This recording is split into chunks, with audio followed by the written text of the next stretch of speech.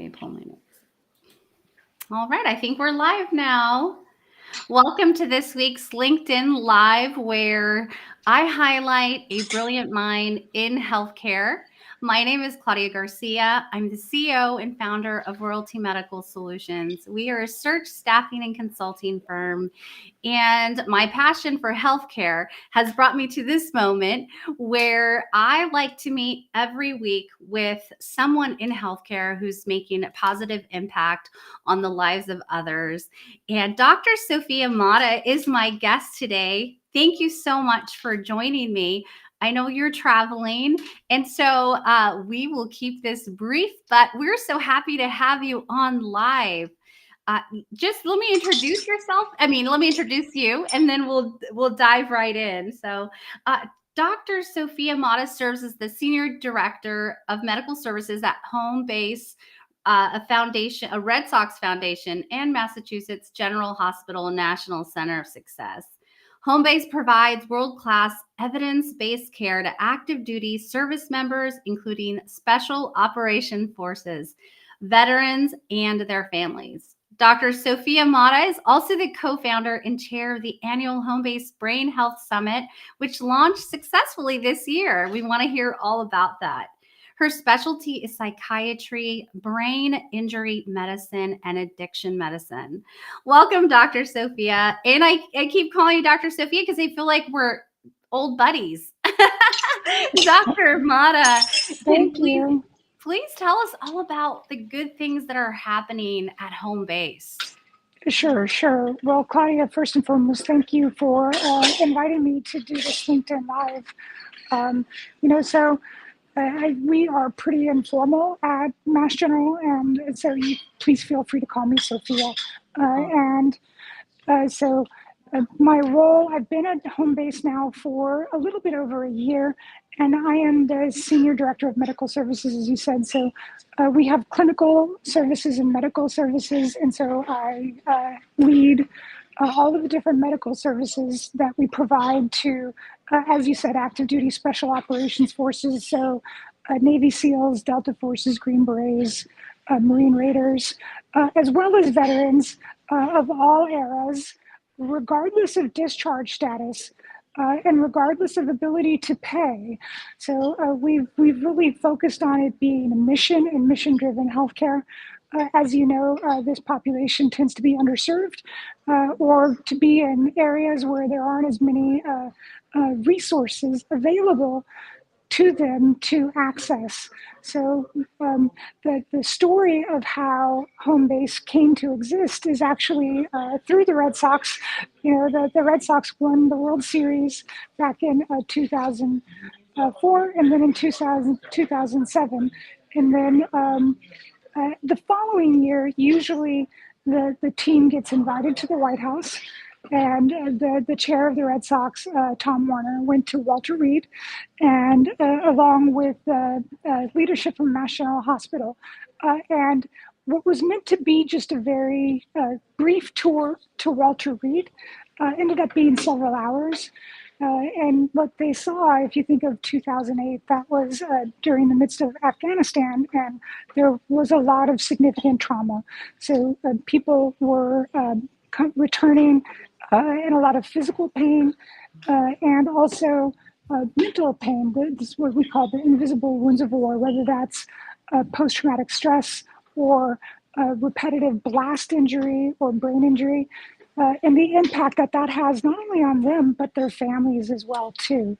So the leadership went back to Boston and said, we need to work on this.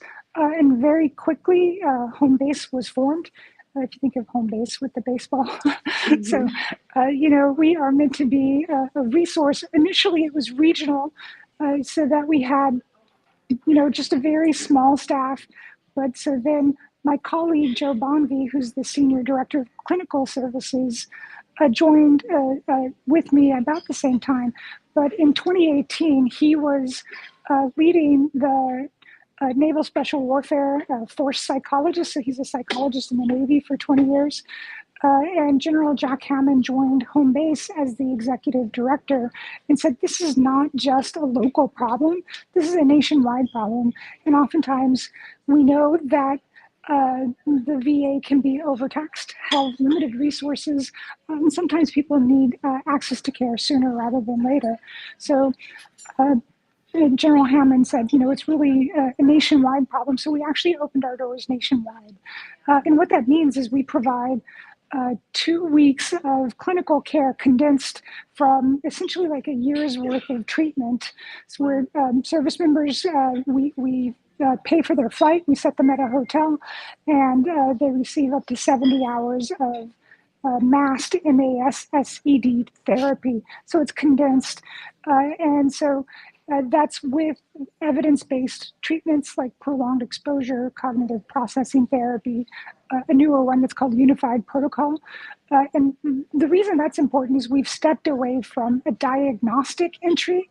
So many places, like if you think of the National Intrepid Center of Excellence or the Intrepid Spirit Center's Traumatic Brain Injury Center of Excellence, oftentimes you have to meet criteria of having a diagnosed TBI, brain injury, or need to have like evidence of it in your chart. And oftentimes that might be a barrier to entry.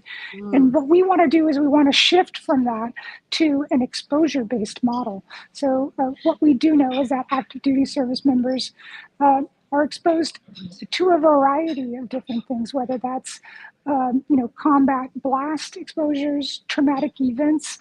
And it's really important to notice that trauma can also happen prior to joining the service. We know that having adverse childhood experiences can actually increase the risk of having PTSD. Also, the environment that you grew up in.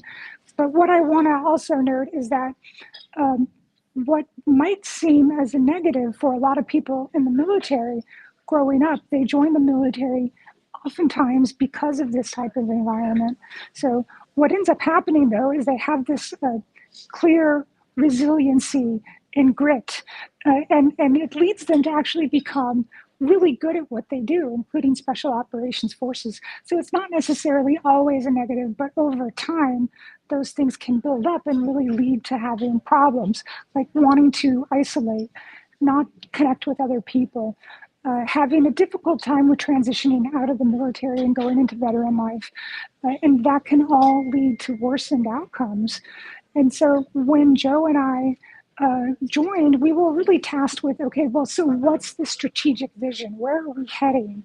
And moving away from a diagnostic entry is important, but also, so how do we address the whole health of the whole veteran or service member, not just PTSD or brain injury? So we're looking at their physical health as well, too. We know that exposures like combat blasts can lead to problems with weight gain, or having diabetes or prediabetes, having high blood pressure, changes in their heart rate and cardiovascular risks. Exposures while they're downrange could include toxic exposures, whether that's burn pits. The VA now has the PACT Act, which is about exposures and access to care for that. And we have now, through our deep bench that we have these collaborations with MGH and their Early Detection and Diagnosis Center for screening for cancer risks, just your simple, like everyday cancers, and having our service members and veterans meet with an oncologist or someone who is screening them can help allay some of the fears that they have. So we're finding actual improvements, even if they're not finding anything, which is good. So we have had some findings of above the neck tumors as well, too, that we found incidentally. Everyone gets a full medical workup as well. And we address the whole person, whether that's their blood pressure. Pain is the next sort of ridge line that we've just started now, where we've added acupuncture services. I'm now providing acupuncture. And what's really important is that everything that we do, because we are with Harvard and also have funding through the Department of Defense and also Wounded Warrior Project, a lot of what we do, we have to collect metrics And we've actually published on our programs, and it shows that it does work, and the treatment actually is sustainable in terms of a response. So everything we do comes with evidence that shows that what it is that we're doing helps. And also in such a quick time period as well. So I've said a lot, so I'll just Yeah, stop no, there. thank you for that. I think you gave us the I guess the qualifications of how they end up coming into the program. But who refers them, or how do they find out about home base? That's a great question. So we do rely a lot on word of mouth. So actually, after people leave, they tell their friends. Oftentimes, veterans and service members struggle alone, or they don't want to bother people, or they don't want to talk about things. But when something works, they're very quick to go and let other people know, hey, this helped me. This might actually help you. We do also have an annual fundraiser. So we are based completely on philanthropy and this money through the Department of Defense. We make sure that no one receives a bill for anything. If they have insurance, we'll cover it through insurance, but they don't even get copays. So we do have also a annual run to home base that starts at Fenway Park, and that raises a decent amount of money for us as well too, and that also provides us with um, exposure as well. But oftentimes, what we do is we actually go around to the different military treatment facilities and actually talk to the unit leadership and discuss the program and what it is and how it can help people. So it really is through word of mouth. We do have on our website, which is homebase.org/get-care.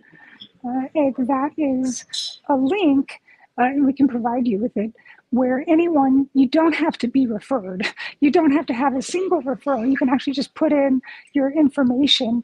And what's nice about this is a veteran will reach out within 72 hours by text or email and set up a phone call. And as you know, access to care and the time it takes to get into care is also something that can be very challenging. Wow, that's amazing. It looks like you guys have been able to get rid of some of those barriers that they often, see when it comes to trying to get an appointment with a provider. And so this is amazing. I know that you are also involved with the APA. Are they supporting home base, or is there any collaboration there, or how are they helping you or supporting you? That's a great question. So we do have collaborations, and we don't operate in a vacuum, and we don't think that people and communities should operate in a background.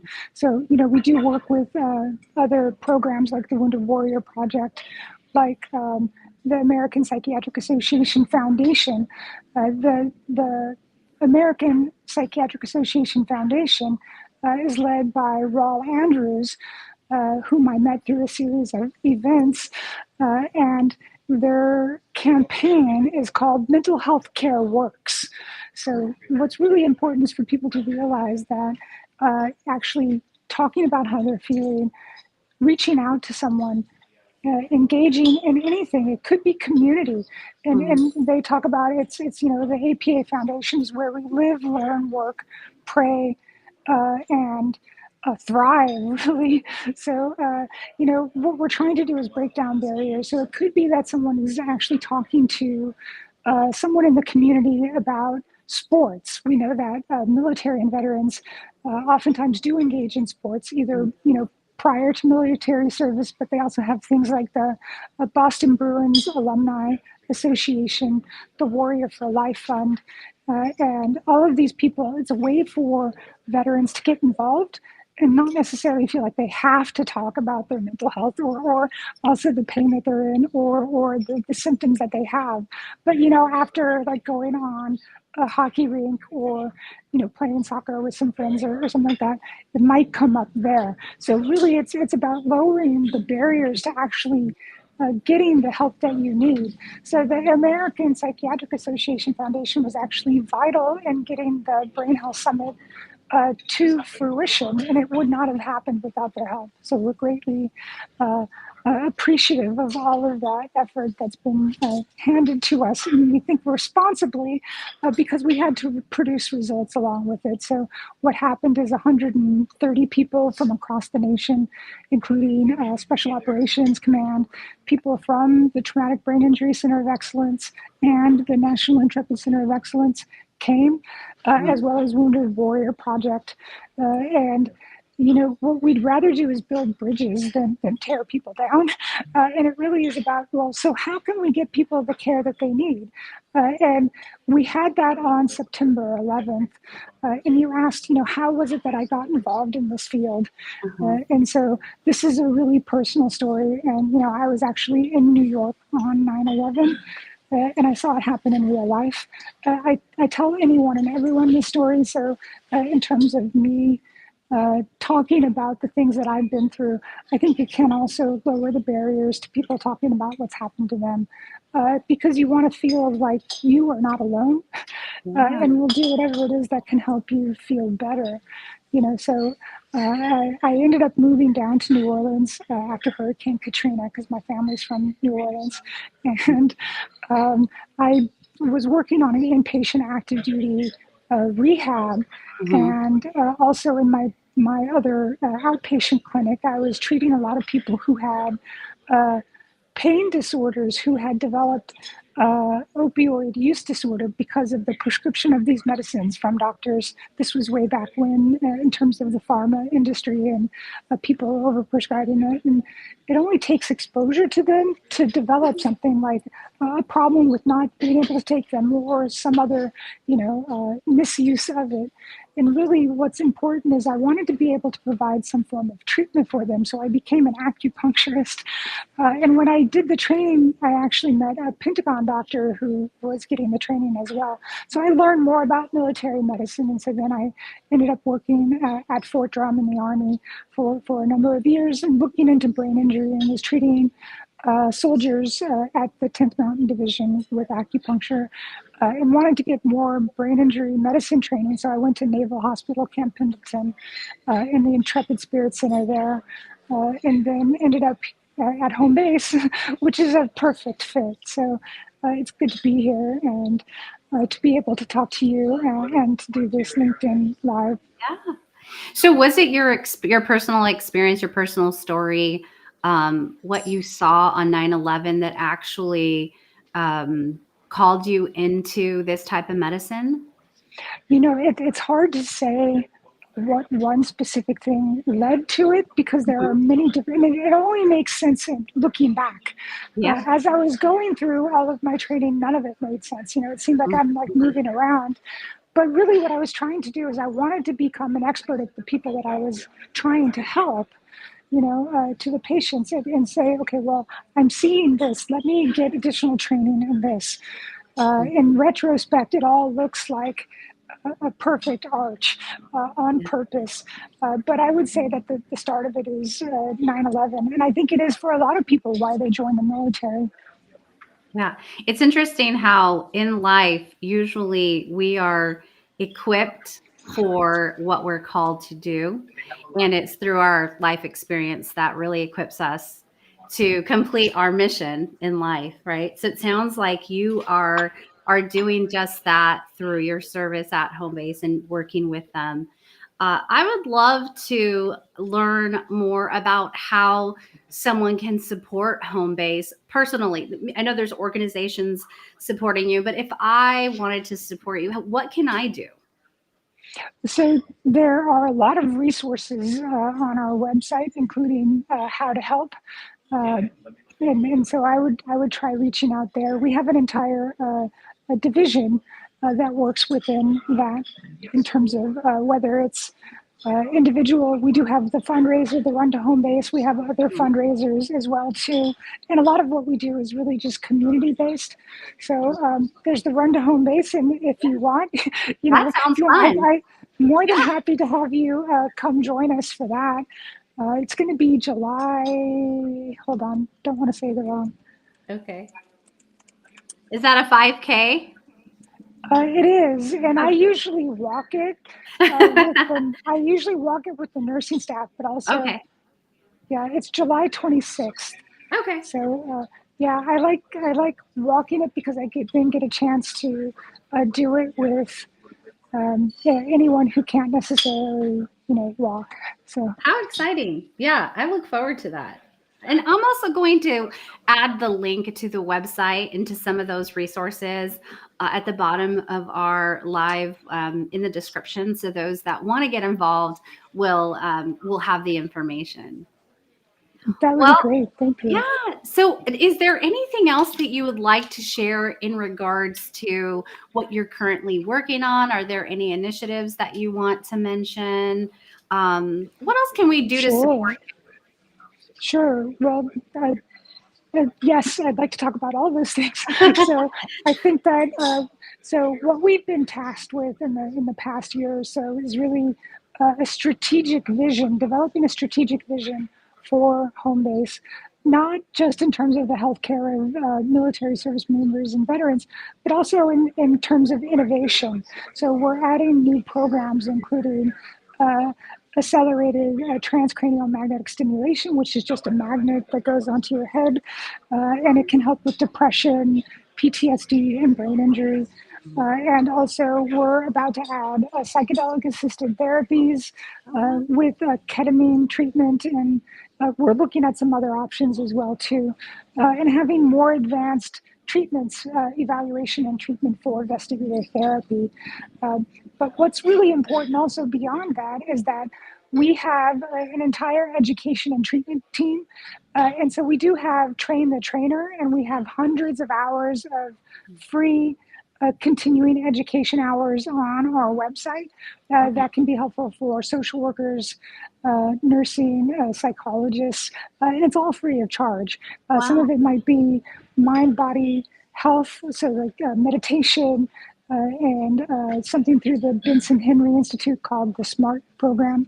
Okay. And we also have, for anyone who's a veteran, we have something called Warrior Health and Fitness. And we have these virtual programs that are up to 90 days.